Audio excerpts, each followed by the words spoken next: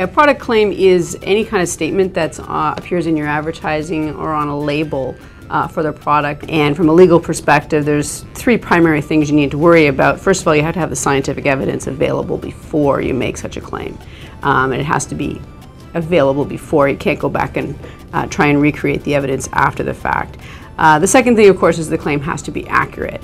And then there's a whole bunch of guidelines and regulations that the federal government and provinces and various institutions have issued relating to how you can actually make a product claim. Those rules and restrictions vary depending on the types of product.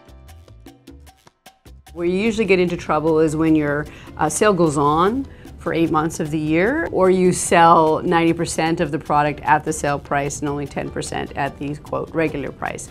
And in those types of situations, the government kind of looks at it sideways and says, you know, that's not really the sale price anymore.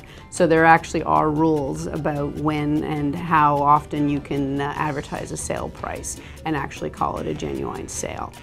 Another thing that can happen is that businesses will say that they are selling something at below the standard price or the market price for a product, but they haven't actually done an independent evaluation to determine what the actual standard price in the marketplace is. So there's nothing per se that is legal about using endorsements in your advertising, but there are rules and restrictions as to how you do that. When a business actually manufactures endorsements and circulates them via social media, and they're fake endorsements, that's known as astroturfing, and that is blatantly illegal. You're not allowed to do that. But even if you have legitimate endorsements that you're circulating via social media, they should be marked, for instance, as ads. And then the other thing that's become very popular and that the authorities are taking a close look at is when a business hires what they call a digital influencer, someone, say, for example, who has their own YouTube channel and publishes reviews of products and has a whole series of followers who look at those reviews.